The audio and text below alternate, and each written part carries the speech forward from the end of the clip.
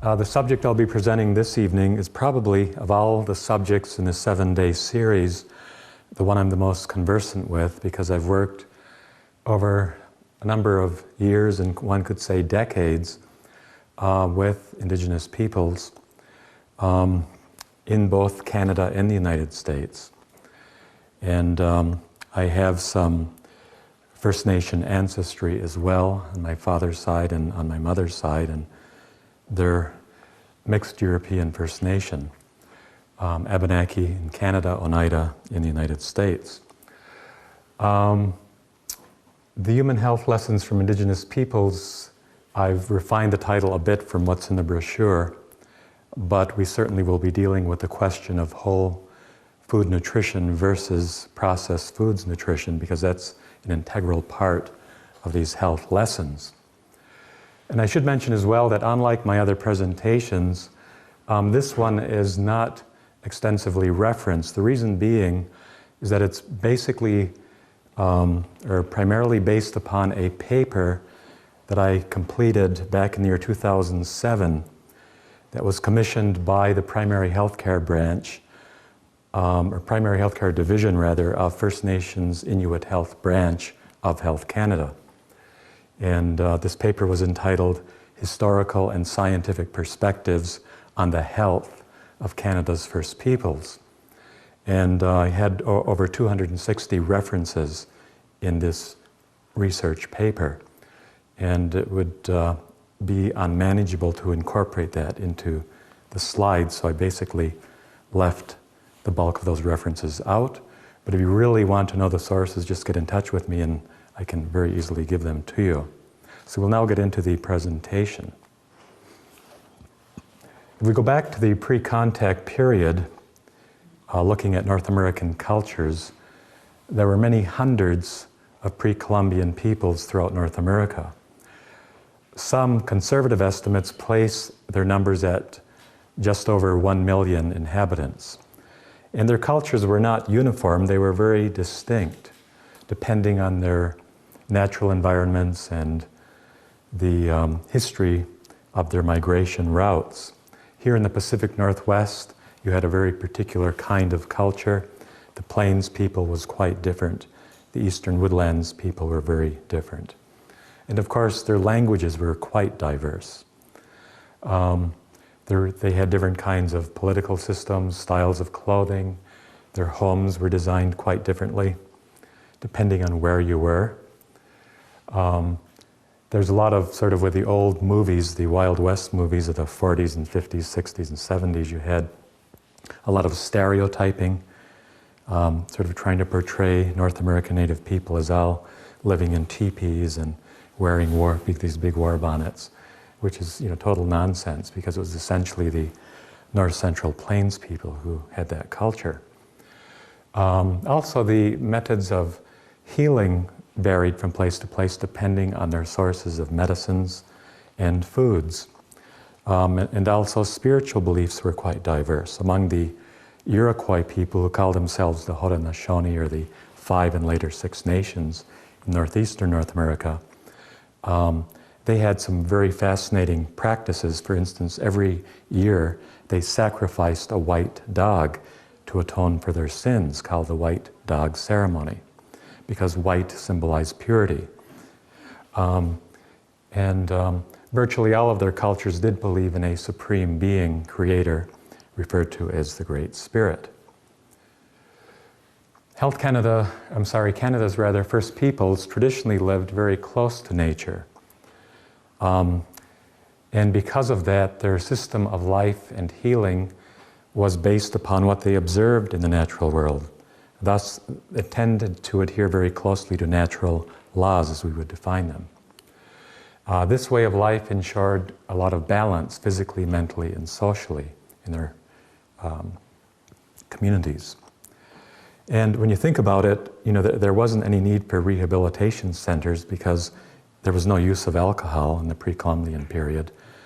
There was no need for prisons or hospitals either. In fact, the early European explorers repeatedly acclaimed the health and vigor of the peoples they met. Many of the First peoples of North America practice agriculture. And a lot of this was brought up actually through trade routes prior to the time of Columbus, originating in the Andes in South America among the Inca, and traveled through Mesoamerica, through the Aztec peoples and into the American Southwest, and then spread to the east and north, mostly, to some extent to the Midwest and north. And so, for instance, among the Iroquoian people, which is the culture I was most familiar with when young, they had what they call the Three Sisters, which were actually their primary staples: beans, corn, and squash. And actually, because among these indigenous peoples, many tribal peoples in North America believed that the animal creation were related to them because they had a common creator. So they considered them, in a sense, their brothers and sisters. And they would actually apologize to the creature if they had to take its life. And so, like among the Iroquois, who were very agricultural, they would dry their agricultural products, and that would generally run out in the springtime. So for 2 or 3 months, they had to rely upon animal food as well. So technically, for 9 out of the 12 months of the year, they were vegetarian because of their respect for the animal world. They also were very physiologically outstanding. During the Revolutionary War, they were allies to both the British and the American colonists.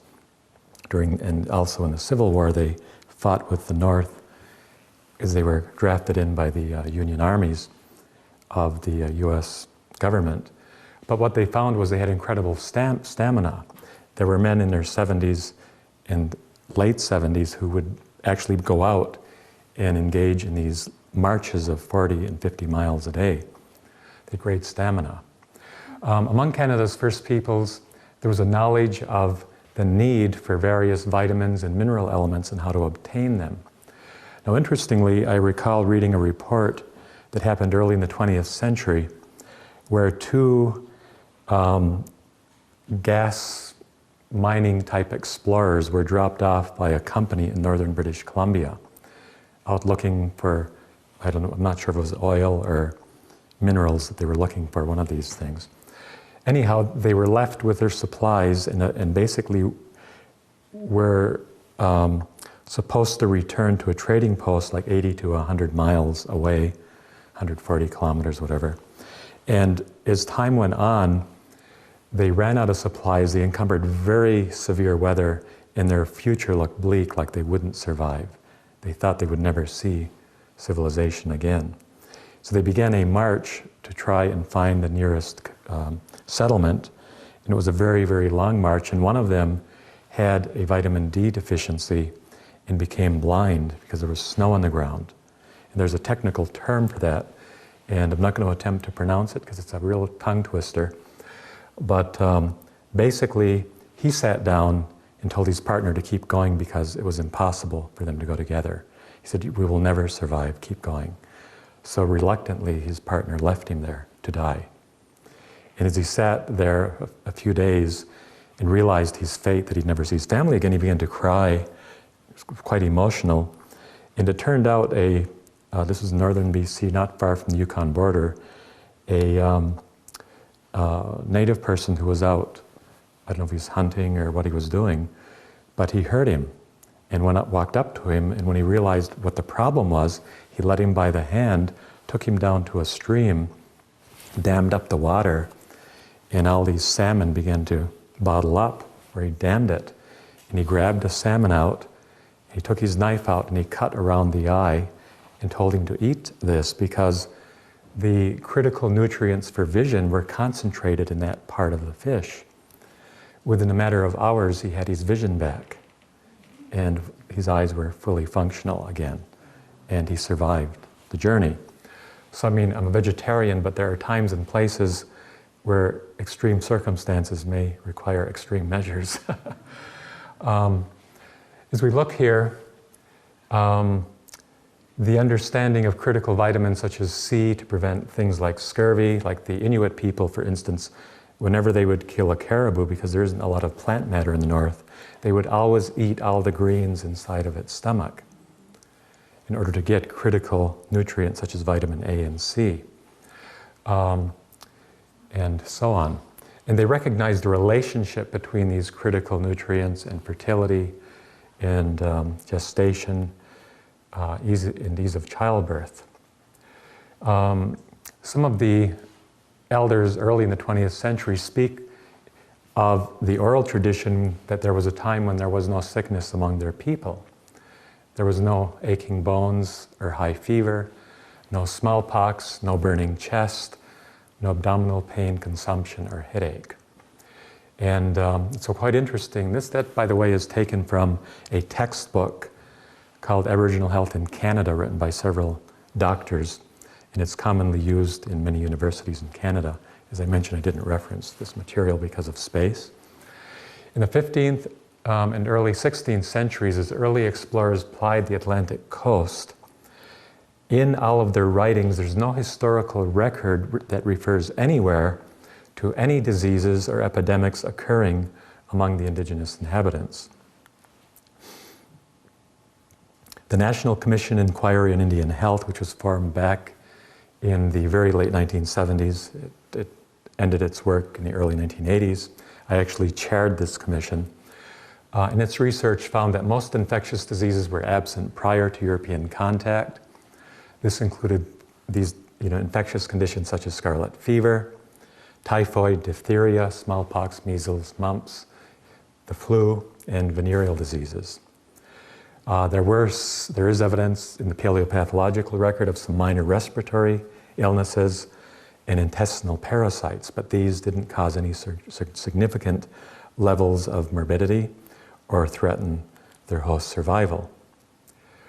It was also found that the degenerative diseases, what we refer to as the civilization diseases, were very infrequent and in most cases absent. Mental and neurological diseases, heart disease, arterial sclerosis were very rare. There was some arthritis evidenced among the elderly. Cancer was very rare if present at all. And there were some eye disorders, but myopia was virtually absent. I remember visiting with Elizabeth Cass, who was an ophthalmologist who worked among the Inuit in the Northwest Territories. She mentioned in the region she worked in that when she was there way back in the 1940s, she was a very elderly lady when I met her, that among all the Inuit population, there was zero myopia, it did not exist. But they put the young people into boarding schools. Within 6 months, there was 98% myopia. And it was again because, I believe, of the milk that was added to their diet caused that to happen, cow's milk.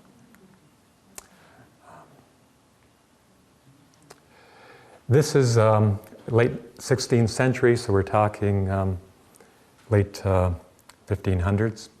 As my testimonies have told me, it's very rare to see a sick body amongst them.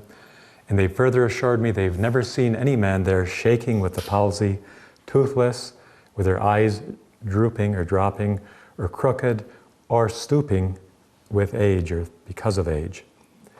Edgar Lee Hewitt, who was a researcher on pre-Columbian North America, said, in bodily proportions, color, gesture, dignity of bearing, referring to the indigenous peoples, their race is incomparable, free from our infectious scourges, TB and syphilis, and resulting physical deformities, as well as mental degeneracies.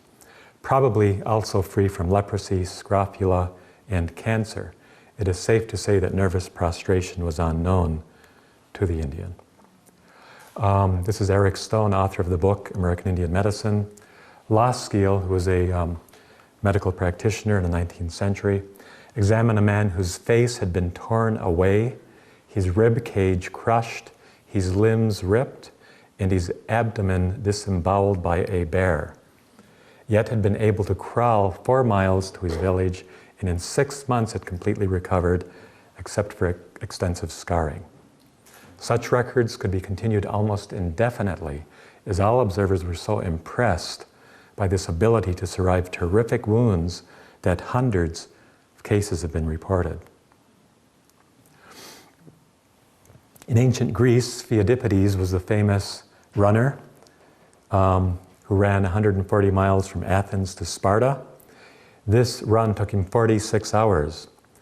The historian Seton, Thomas Seton, observed a young Cree who on foot had just brought in dispatches from Fort Capel, Saskatchewan, 125 miles distant in only 25 hours. I heard little from the traders, but cool remarks like "pretty good run." Obviously, it was a very usual exploit among the Indians.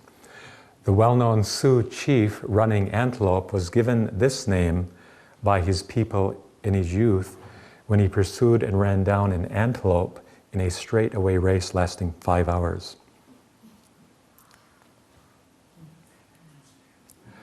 Now, dental pathology is considered a trustworthy marker of both disease loads as well as nutritional stress. As we look at archaeological and paleopathological investigations, they reveal that among North American indigenous peoples in the pre-contact period, on average, dental caries affected less than 1% of all teeth. Alice Hrdlicka, who I quoted the second night when I was talking about the absence of disease in ancient human cultures, says here, the skeletal remains of pre-Columbian date, referring to Amerindian peoples, are barring few exceptions remarkably free from disease. Whole important scourges were wholly unknown. There was no plague, cholera, typhus, smallpox, or measles. Cancer was rare, and even fractures were infrequent. There was no leprosy. There is as yet not a single instance of pre-Columbian syphilis, and there were apparently no nevi or skin tumors. Interestingly, a number of explorers in the 1800s going into the early 20th century, including medical missionaries, ship surgeons, anthropologists, and others, undertook a search to ascertain whether cancer existed among North America's first peoples. Reports on the Alaskan Inuit, the Athapaskans of northern Canada, and the Indian and Inuit peoples of Labrador revealed that not a single case of cancer was observed among them, and this involved tens of thousands of people being studied by competent medical observers. The first historically recorded outbreaks of infectious diseases occurred among the Montagnais people and the Algonquins and Hurons of the St. Lawrence and Ottawa valleys. This happened in the early to mid 1700s, whereas Champlain's first settlement in Quebec on the St. Lawrence was in the year 1608, so it preceded the infections by well over 100 years. So it's interesting, a lot of people have this concept that the indigenous peoples were decimated by European infectious diseases on initial contact, but that does not appear to be true in relation to this historical information. In fact, it wasn't until the 1800s and into the 20th century that we saw unprecedented levels of diseases like smallpox, measles, the flu, dysentery, diphtheria, typhus, yellow fever, whooping cough or pertussis, TB, and syphilis, and other unidentifiable fevers becoming widespread among Canada's first peoples.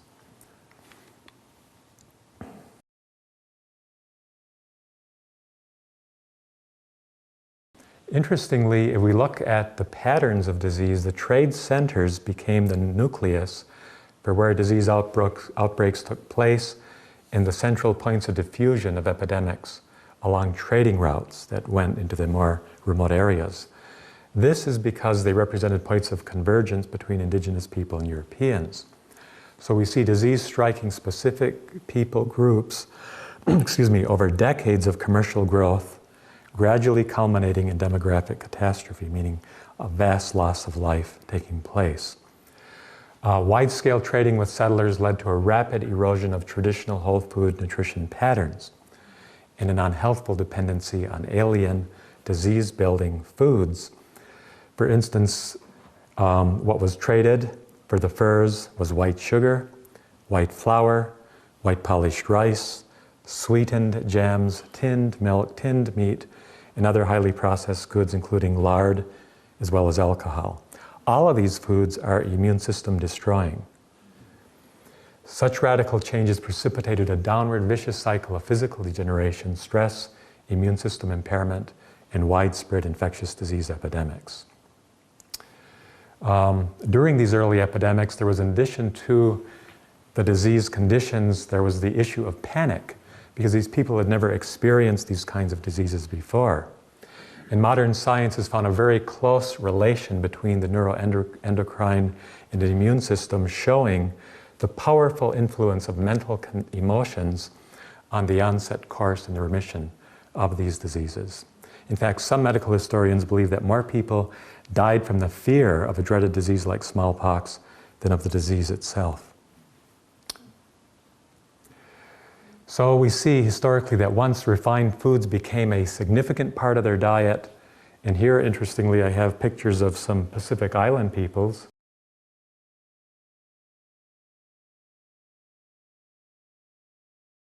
These are actually Maori, I believe, from New Zealand. It happened to them as well. We see disease and deformity greatly increasing in incidence, and infections as well as degenerative disease. We see for the first time great difficulty in labor, giving birth, as well as birth defects in children. These things never existed in these cultures that were living close to nature on whole food systems. There's abundant historical as well as anthropological documentation that the same pattern of post-colonial disease and physical degeneration shown by the North American native peoples has occurred among indigenous peoples worldwide. Now there's a very interesting experience or lesson we can look at, the Pima people. In recent decades, the Pima Indian people of the US Southwest have been living on highly processed and high-fat foods, and also following a sedentary lifestyle.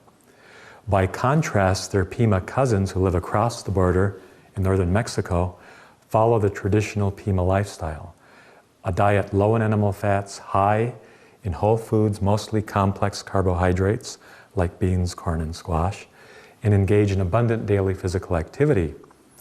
The US-based Pimas have what is considered to be likely the world's highest rate of obesity and diabetes, while over 90% of the Pimas in Mexico are completely free of these diseases. And virtually, almost all the Pima of Arizona have these conditions. So again, it's not our race, it's our habits and our nutrition patterns. The overall health of Indigenous peoples in Canada further deteriorated because of a lack of access to a lot of their traditional foods. They lost clothing sources from the land. Traditional ways of life and economies collapsed. Confinement to small plots of land with limited resources and livelihood. We have to bear in mind that people need a purpose in life to be healthy. And if you wake up and you don't have a purpose, the depression and lack of motivation that results can have severe physical consequences.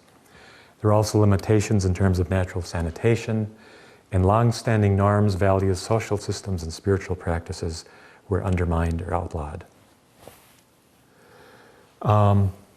Let's look for a few minutes at traditional health systems, and I also mentioned taxonomies.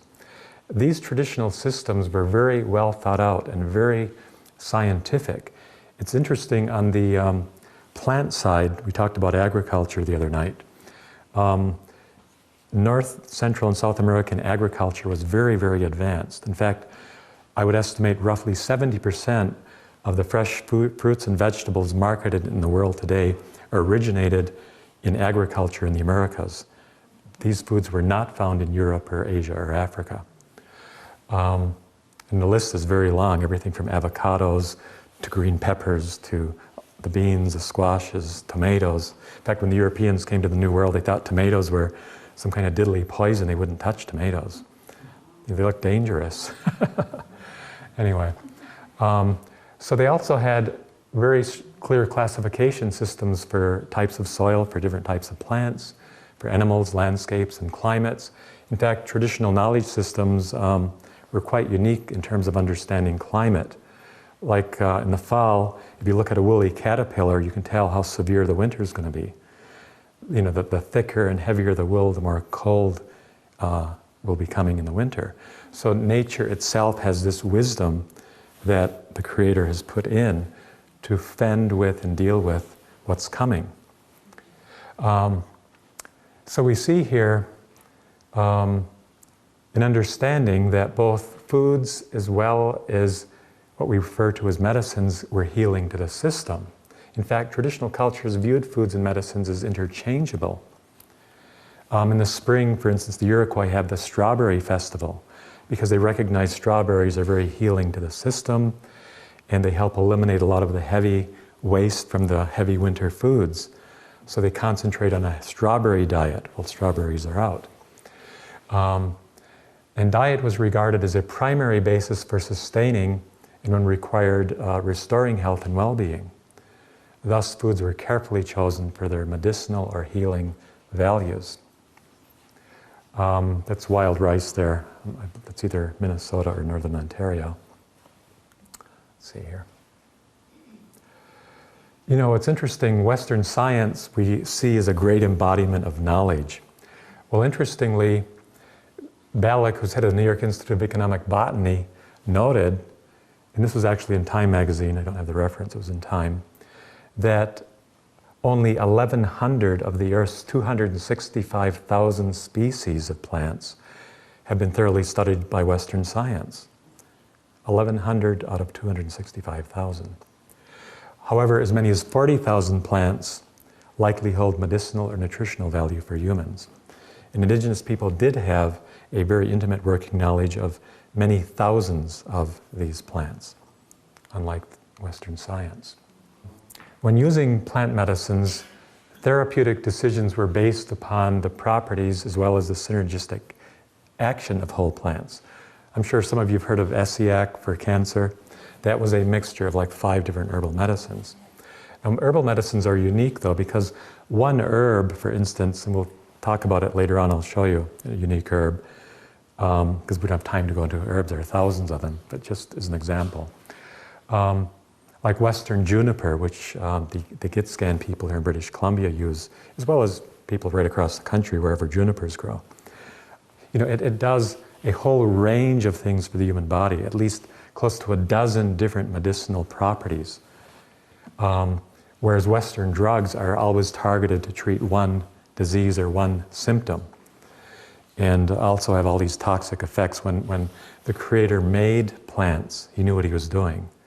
And He put into these plants properties that would attenuate any toxic elements in them when He intended them to be used as a medicine. But what Western science does, it'll see some alkaloid and extract it, refine it and concentrate it, and put it into a pill that's after it's patented, and then they market it as a drug. The problem is when you do that, you're asking for trouble because we've been counseled, well, what has been put together, do not tear asunder. It refers not only to marriage, it refers to the natural properties of healing plants. So let's continue here. The goal really was to reach balance within the system. And here we talk about juniper. There's a photograph of Western juniper. The conifers, including juniper and yew, which bear berries and not cones, were used to treat colds, wounds, inflammation, burns, sore eyes, rheumatism, headaches, and insect bites. Willow bark was widely used to lower fever and to lessen pain. Cherry bark was widely used as a sedative or relaxant, similar to some of the more modern relaxants like valerian. Cherry bark was widely used as I'm sorry, I already said that one, didn't I? Yeah. Yellow spine thistle was employed to treat burn injuries. We'll look at a few more samples. Yarrow, milkweed, calamus, sagebrush, and the mint family were used for a wide range of ailments throughout all of North America. Horse mint was used to alleviate back pain and reduce fevers, chills, or inflammation. And American ginseng is an adaptogen used to reduce stress, to aid in healing infections like the flu. It was actually first introduced into China in its traditional medicine system back in the 1700s. So we all think of it as a Chinese medicine, but it actually originated here in North America. Now we're going to look at just one more herb before we leave the herbs, because we can't go into the herbs, there's just so much. But echinacea, now that particular title I'm using is actually based upon the title of a scientific article published by the Department of Anatomy and Cell Biology at McGill University, Montreal. And they refer to it as a miracle herb against aging and cancer. We always think of echinacea as, well, preventing the cold or a flu. Well, fascinatingly, they did 5 years of in vivo research on mice. Now, humans and mice are 97% genetically common, with virtually all basic physiology being identical. So what happens in a mouse is valid for what happens in people. But it was shown that daily consumption of whole echinacea is highly prophylactic, meaning a preventative, against infectious diseases as well as cancer. It's a powerful NK or natural killer cell stimulant. Now what was fascinating is a person ages, they progressively slow down. We lose our vitality, we lose a lot of things, just part of aging, as we say. The first line of defense of the human body are the natural killer cells. And as we age, our body produces less and less and less and less killer cells, natural killer cells. And not only that, not only do we produce less, but the killer cells being produced in older age are not as efficient, not as effective. That's why it's the older people who generally come down with a cancer, because this line of defense is diminishing. What they found with these animals is by giving them echinacea daily as part of their food supply, and they did this initially with young mice, and they greatly extended their lifespan by doing this, which was a bit of a shock. And in addition to that, they found if they gave it to the elderly mice who've lost almost all their NK, natural killer cell production, it restored it back to youthful levels. And number two, it restored the quality and the efficacy of the killer cells to youthful levels. So it's quite remarkable. In fact, they found that in many cases it reversed leukemia in mice and extended the lifespan of leukemic mice, many of them to live out their full normal lifespan.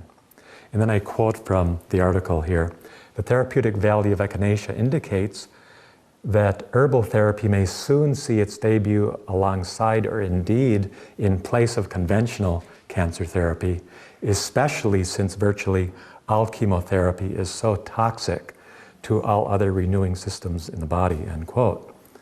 So quite an interesting thing. One other thing I'd mention is I remember reading accounts of physicians in the American Southwest where echinacea is used, it's used all over North America, by the native peoples, and they had observed how it was used. And one case was a young boy, maybe 12 years old, had been bit between the knee and the ankle by a large rattlesnake. And his leg had swollen to more than double its normal size. And he was in great pain, and they were considering whether they would have to amputate the leg. Well, the doctor, having observed native practice, obtained fresh echinacea, also called coneflower, wrapped the leaves, and the plant is a poultice where the wound was on the leg. And overnight, the swelling had reduced and the leg was normal by the next morning, and this child was able to walk again. So incredible range of properties in these healing plants that our Maker has provided. So now we look at what we refer to as complementary preventive and therapeutic methods. So we know that plant medicines were an important part of their approach to healing, but there were many other dimensions. We've already talked about diets. There were special diets prescribed during gestation and nursing periods to ease childbirth, to reverse infections, to enhance vision, to increase endurance. And for instance, certain herbs will cause a mother's milk to flow more freely. Other herbs will make their milk more rich. There were sweat baths. We've all heard of the sweat lodges to eliminate toxins. Fasting was very commonly practiced. It revitalizes vital forces. It's actually, we talk about nature's 7 physicians. Well, fasting comes under rest. you're giving your body physiological rest. They found in the science of fasting that people who are anemic, by the 10th day, their red blood cell count has normalized. It normalizes biochemistry. Then we go on to massage, which increases blood flow, speeds healing of weak and damaged tissues. That was practiced. Clay and charcoal poultices were used and understood, neutralizing wound infections and hastening the healing process. Most people have no idea how incredible activated charcoal is. It has incredible properties. Hydrotherapy was used to enhance and or help to restore blood and lymphatic circulation. Heliotherapy was used. In one of the lectures to come, where we talk about killer diseases, we'll go into more detail about heliotherapy. But it can restore biochemical balance and strengthen body and mind complex, the whole body-mind complex. Deep breathing was practiced to strengthen the lungs and to remove metabolic waste, and water was abundantly used internally and externally. This increased endurance and, if necessary, ameliorated fever. Excuse me. There was also other kinds of specialized knowledge. This photograph here is a North American Indian bone surgery. It's actually found in the American Southeast. There was an adeptness in the surgical care of wounds and fractures when necessary. And there was also a knowledge of how to deal with hemorrhages, asphyxia, and some actually practiced mouth-to-mouth resuscitation. And then we talk about the transition to modern or allopathic medicine. We see indigenous groups in close contact with Euro-Canadian settlements, increasingly accepting medical assistance from the dominant society.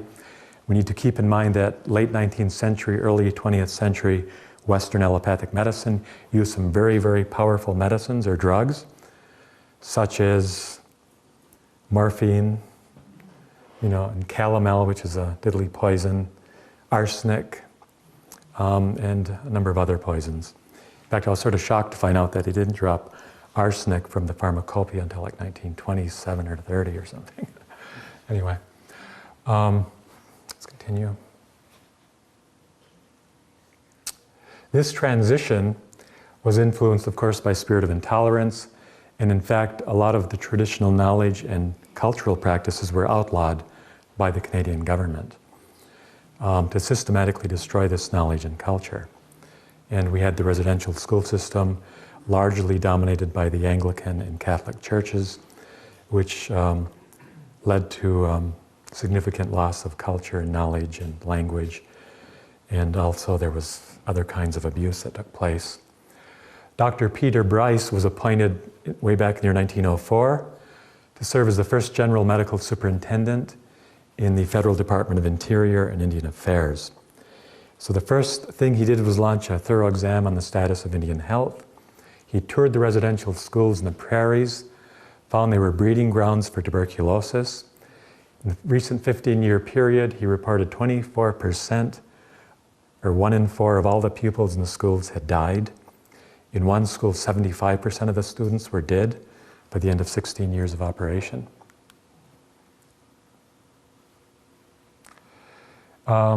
He also found that the population was regressing, not increasing.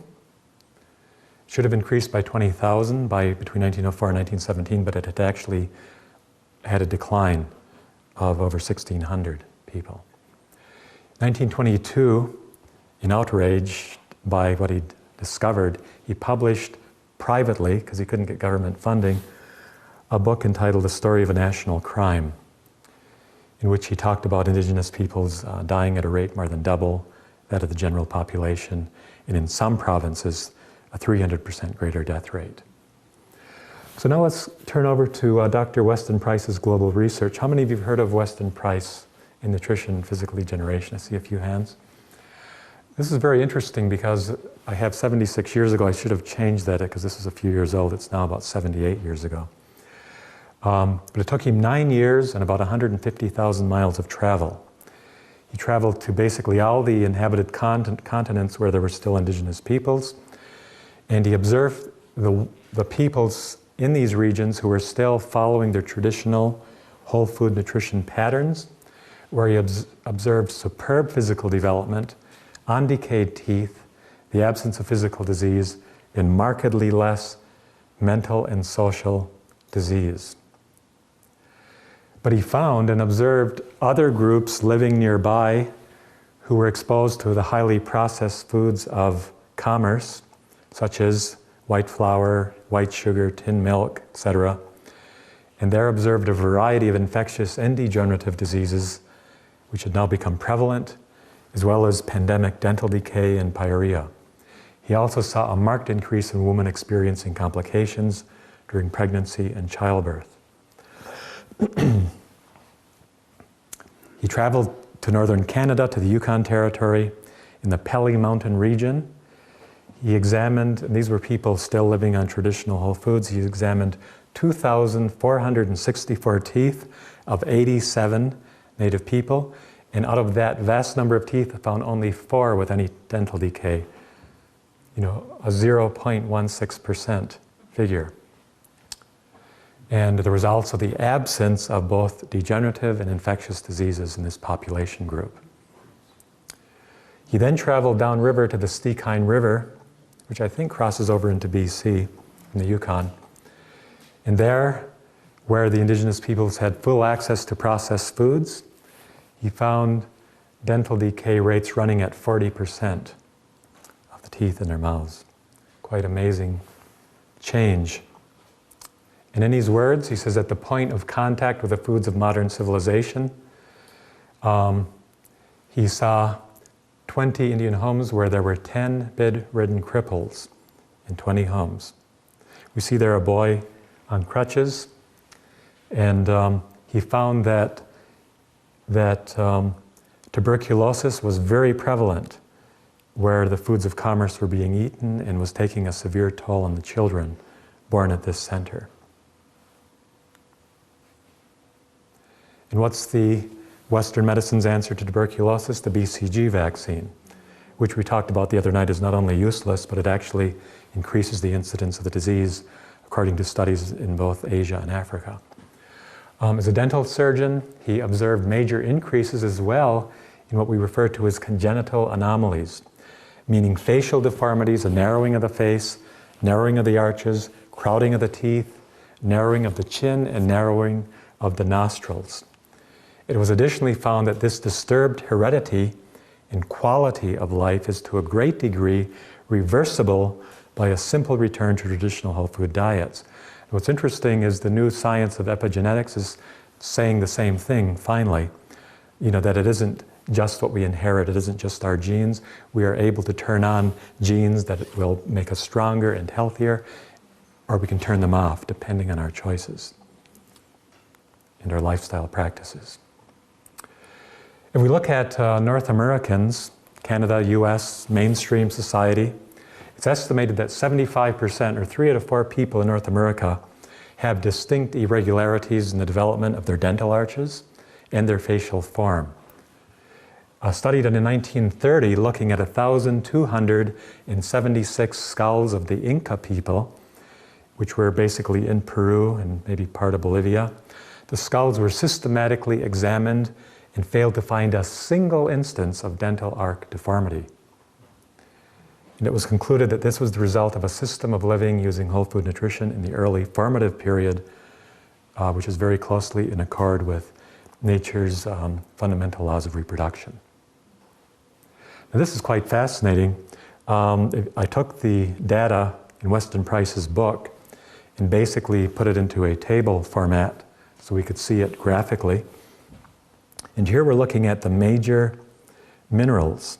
Here we see dietary intake in milligrams, and we're using the RDA, required daily allowance, which was established in 1989. That's the yellow, which is very, very low, as you can see. The Canadian Indian is the teal color, which is several 100%, 700 or 800% higher in magnesium than the RDA. The Arctic, even higher, well over 1,000% higher. The phosphorus, higher among the Canadian Indian, probably, 8 or 900% higher. Phosphorus, 700 or 800% higher among the Inuit. Huge difference. Calcium in the diet, several 100% higher, again, not quite as dramatic as phosphorus, but still extremely high. So I remember traveling in Fiji in the South Pacific, and I was shown tables of the Fijian diet in the 1800s compared to modern times. It was almost identical to this. The dietary patterns of the Fijian people was extraordinarily high levels of various major and minor minerals as well as vitamins, in contrast to the late 20th century, early 21st century. Let's continue. We're now going to look at some of the minor minerals. Copper, again, about 400% higher among the Canadian than the RDA, and about close to 500% higher among the Inuit. And here we see iron in the diet, again, extremely and significantly higher. So let's continue. This here are the fat-soluble vitamins intake in international units. The vitamin D, which is almost a flat yellow line, very, very low. I would estimate that's about close to 1,000% higher vitamin D rate. And by the way, this is a combined Canadian, Indian, and Arctic Inuit. Close to 1,000% higher. Vitamin D, as we know, is a very critical anti-infectious vitamin. Vitamin A, also wide-spectrum antiviral, antibacterial, well over 1,000% higher than the RDA limits. So quite fascinating, evidence as to what eating whole foods grown on undepleted soils, because those soils were not depleted, they were feeding upon, unlike modern agriculture soils, which are drastically depleted and food deficient, mineral deficient. So we now see this growing epidemic of degenerative diseases occurring. By the mid-20th century, we see a range of diseases that did not exist traditionally taking place. Diseases like obesity, hypertension, diabetes, arthritis, ulcers, gallbladder disease, heart disease, cancer. These diseases were virtually unknown in their traditional cultures.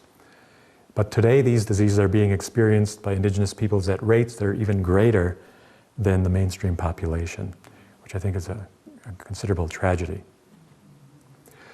The U.S. Indian Health Service expends over $3 billion using allopathic medicine to deal with these health needs and conditions for American Indians and Alaska Natives. And they continue to be over 700% more likely to die from alcoholism, 650% more likely to die from tuberculosis, 420% more likely to die from diabetes, 280% more likely to die from accidents, and 52% more likely to die from pneumonia or influenza than other citizens of the United States. In the year 2005, we see Phil Fontaine and then Prime Minister Paul Martin. He observed that, referring to our people, First Nations people, die 5 to 8 years earlier than the average Canadian. Infant mortality is double the Canadian average. We experience a burden of infectious disease with 8 times the rate of tuberculosis, 6 times the rate of HIV infection. The First Nations health gap continues throughout the spectrum of diseases with 3 to 5 times the diabetes, twice the cancer, and 5 times the unintentional injury rates compared to the average Canadian. So why is TB so high? Interestingly, a mid-20th century nutrition survey conducted in a northern Manitoba First Nation found very alarming vitamin C deficiency rates. On average, the dietary intake was less than 1/71. It's like 1/71, like that's a small figure, almost incomprehensible in terms of the deficiency level of the RDA. And we've seen how high the RDAs are. They're ridiculously low. The TB death rate in this community then stood at 1,400 per 100,000 compared to 27 per 100,000 in mainstream Canadian population. That's over 50 times, that's like 5,000% higher than the general population rate. So we see greater incidences of diabetes in First Nation men versus Canadian men. We see higher rates of diabetes among First Nations women, significantly higher than the white being mainstream. Very, very high, several 100% higher, especially among women. We see cancer rates in First Nations escalating and now being higher. In fact, if we go back pre-1950, cancer was still almost non-existent. It's only since 1950 that it's become very prevalent among First Nations. Here we see cardiovascular disease. This is the American Indian data. It's at virtually double the rate of the mainstream population among men and women. And reported cases of AIDS and positive HIV tests is also significantly higher, about double. Suicide is also significantly higher, 4 times higher than among the mainstream population. The highest reported for any culture group in the world. Optimal nutrition appears to play a significant role in reversing behavioral pathologies. A study back in 1983 looked at 3,000 incarcerated teenagers who routinely were using highly refined and junk foods. Their diets were replaced with natural whole foods. During the year in which their diets were changed, violent and antisocial incidents decreased significantly, including a 75% reduction in the use of restraints and a 100% reduction in suicides. So nutrition plays a very pivotal role in mental health and behavior. So where lies the answer? Health and disease. We're coming to the end of the presentation. Despite the many billions of dollars, and by the way, the budget here in Canada for First Nation and Inuit health is close to $2 billion or higher. And what is it accomplishing? Virtually nothing, really. A whole different approach needs to be taken, as you can see. But despite the many billions expended to expand delivery of medical services, chronically significant health disparities continue to persist, and a worsening of degenerative disease incidence is occurring. And it seems self-evident that the more extensive investments in medical services is not the primary answer for preventing disease or for restoring and maintaining health. The popularized idea is that we should make war on disease, that we need to deal with bacteria as an invader, but this has allowed both politicians and the medical community to sidestep more controversial issues of health and disease causation. As long as the enemy is a germ, then they can make war on it with their vaccines and their drugs, while also making war on the human constitution. But the reality is that disease wars is not the answer. The toxicological weaponry of selective medicine is not the answer, for it leaves untouched prevailing social inequities, as well as economic injustices, as well as a way of understanding and relating to the natural world that provides health.